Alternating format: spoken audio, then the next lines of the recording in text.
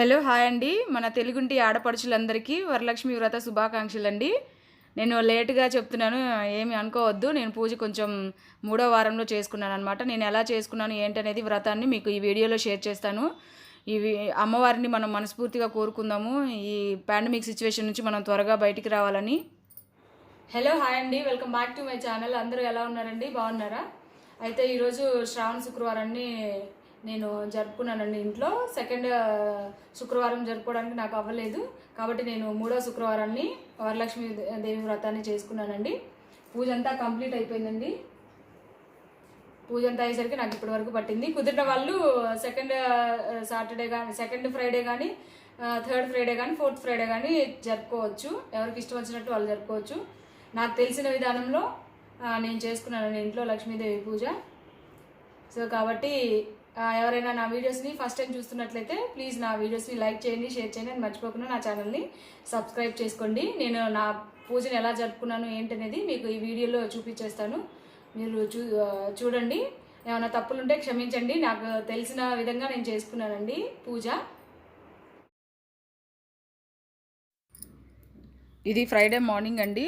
నేను మార్నింగ్ 6కి అలా లేచానండి. 5:30 ఆర్ 6కి అలా లేచేసి మెయిన్ డోర్ ముందు ఇలా గడపని పసుపుతో కుంకుమతో డెకరేట్ చేసుకున్నాను. ఇలా వాకిలి ముందు ముగ్గు పెట్టేసుకున్నానండి. పసుపు కుంకుమ అలా వేసేసి గడపకి ఇలా మామిడాకులు ఉంటాయి కదా, అవి కట్టాను. ఎంత కలగా ఉంటుందో కదండి పండగ రోజు ఇలా పసుపు కుంకుమ అన్నీ వేసి ముగ్గులు పెట్టేసుకుంటే. తర్వాత అది అయిపోయిన తర్వాత నేను స్నానం చేసేసి ఫ్రెష్ అప్ అయిపోయే ముగ్గు పెట్టేసుకున్నాను. తర్వాత ఇంకా పులిహోర కలుపుతున్నాను. ప్రసాదాలు స్టార్ట్ చేశానండి. అన్నీ చూపించడానికి నాకు అవ్వలేదు ఈ వీడియోలో.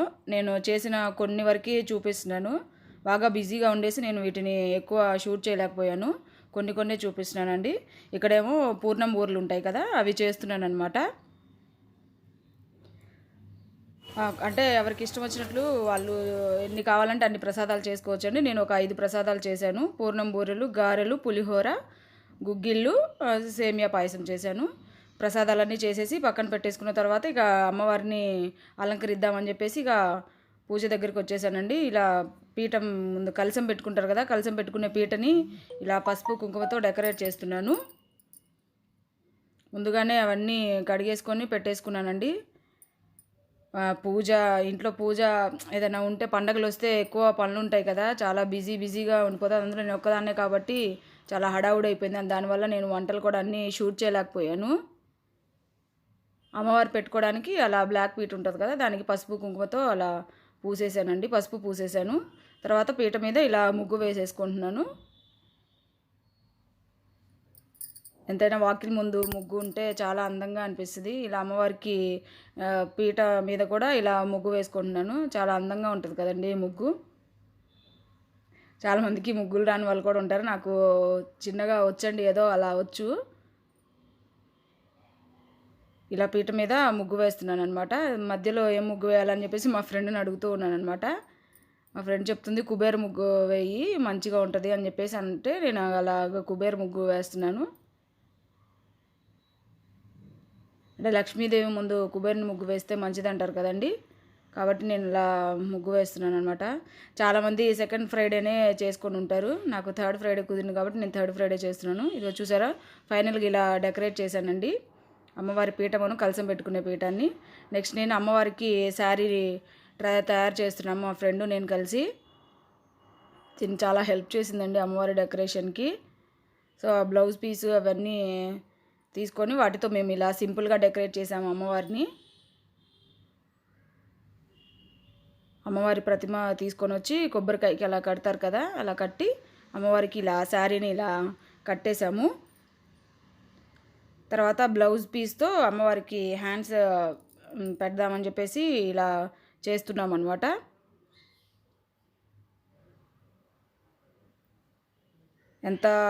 చాలా బాగా కలగా వచ్చిందండి అమ్మవారు. ఫైనల్ లుక్ చూపిస్తాను, ఒకసారి చూడండి. చూసారా, ఇలా అమ్మవారికి డెకరేట్ చేసాము పువ్వుల దండలతో, అలా నగలు వేసి కొన్ని. చూసారా, అది నేను గోల్డ్ది పెట్టేశాను అమ్మవారికి, వడ్డానము అలా పెట్టేశాము, పువ్వులతో డెకరేట్ చేసాము. చాలా కలగా ఉంది కదా. ముందేమో ఇలా కలశం పెట్టుకున్నాము, చిన్న గణపతిని పెట్టుకున్నాము, తర్వాత ఏనుగులు అవన్నీ ఉన్నాయి. తర్వాత ప్రసాదాలు పెట్టేశానండి. అమ్మవారికి చీర కూడా అక్కడ పెట్టేశాను పక్కన. నాకు తెలిసిన విధానంలో నేను చేసుకున్నానండి. ఏమన్నా తప్పులుంటే అమ్మవారే చూసుకోవాలి. నాకు చెప్పేవాళ్ళు కూడా లేరు. నాకు తెలిసిన విధానంలో నేను చేసుకున్నాననమాట. ఇంకా తర్వాత అంతా డెకరేషన్ అంతా అయిపోయిన తర్వాత నేను ఇక రెడీ అయ్యి వచ్చేసేసి ఇక గణపతి పూజ స్టార్ట్ చేసేసానండి. ముందు ఏదైనా పూజ స్టార్ట్ చేసేటప్పుడు ముందు గణపతికి పూజ చేస్తారు కదా, అలా గణపతికి పూజ చేసుకుంటూ ఉన్నానన్నమాట.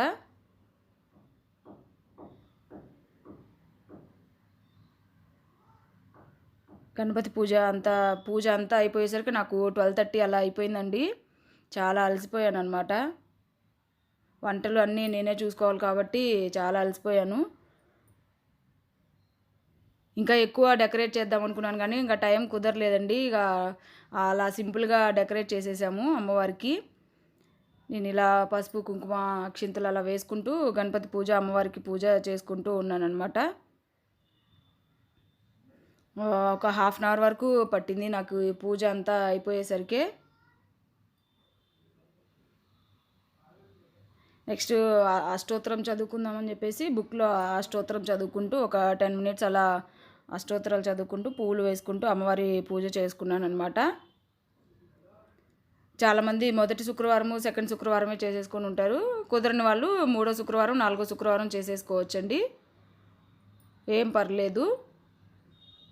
ఆడవాళ్ళ పండగ కదండి, శ్రావణ మాసం వచ్చిందంటే ఆడవాళ్ళకి బాగా ఇష్టమైన వ్రతాలు ఇవి చేసుకుంటూ ఉంటారు. మంచిది కూడా ఇలా అమ్మవారికి వ్రతం చేసుకోవడము. ఈ కరోనా ఇవి లేకపోతే అందరినీ అమ్మ వాళ్ళు అందరినీ పిలుచుకొని చేసుకుందాం అనిపించింది. ఫస్ట్ వ్రతం మేము ఇంట్లోకి వచ్చిన తర్వాత చేసుకునే ఫస్ట్ వ్రతం అనమాట ఇది. తర్వాత నేను ఇంకా ఇక్కడ హారతి ఇస్తున్నాను అనమాట. ఫైనల్గా బుడ్డువాడికి అందరికీ ఇలా హారతి ఇస్తున్నాను అనమాట. ఈసారి నేను నా ఇంట్రడక్షన్ వీడియోలో చెప్పానండి, కట్టుకున్నాను ఇంట్రడక్షన్ వీడియోలో కట్టుకున్న శారీ అనమాట అది. 5 రకాల పువ్వు, 5 రకాల కాయలు, 5 రకాల వంటలు మరియు ఉంటాయి కదా కాయిన్స్, అవి కూడా పెట్టాను అనమాట అమ్మవారి ఎదుట. గాజులు, పసుపు కొమ్ము అవన్నీ ఉంటాయి కదా, అవన్నీ పెట్టాను. మళ్ళీ ఈవినింగ్ టైము తాంబూలం ఇస్తాం కదా, అవి కూడా రెడీ చేసుకోవాలండి. బ్లౌజ్ పీసెస్ పెట్టాను అక్కడే, ఒక 5గురికి ఇద్దామని చెప్పేసి మా ఫ్లోర్లో వాళ్ళకి. నేను పూజ అయిపోయింది, ఇక లాస్ట్లో కొబ్బరికాయ కొట్టేసేసి అమ్మవారి ముందు పెడుతున్నాను, కుంకుమతో అలా పెట్టేసేసి. నాకు తెలిసిన విధానంలో నేను చేశానండి. చాలామంది ఇంకా మంచిగా చేసుకుంటారు. ఇదే విధంగా చేసుకోవాలని లేదు, ఎవరికి చేతనైనంతలో వాళ్ళు చేసుకోవచ్చు పూజ. మనం ఎలా చేసుకున్నా కూడా అమ్మవారికి తెలుస్తుంది, మనకు స్తోమతకు తగ్గట్టుగా చేసుకుంటాము. అవన్నీ పెట్టాలి ఇవన్నీ పెట్టాలని లేదండి, మనకి ఎంత చేతనైతే అంత పెట్టి చేసుకోవచ్చు పూజ అనేది, మనసులో అనుకుంటే చాలు. తర్వాత ఇక లాస్ట్లో నేను ఇక కంకణాలు ఉంటాయి కదండి, అవి కట్టుకుంటున్నాను. ఆల్రెడీ నేను ముందు కట్టేయించుకున్నాను. తర్వాత మా హస్బెండ్కి కడుతున్నాను అనమాట.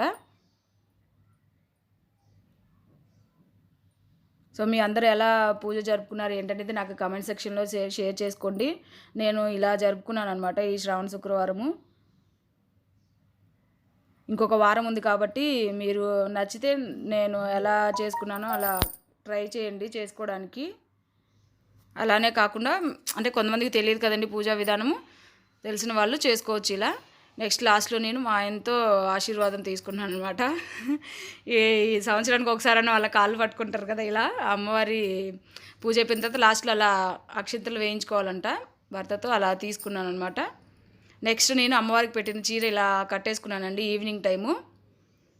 ఒకసారి మా అమ్మవారిని చూసేయండి, ఎంత నిండుగా ఎంత అందంగా ఉన్నారు కదా, కళగా ఉన్నారు అమ్మవారు అనమాట.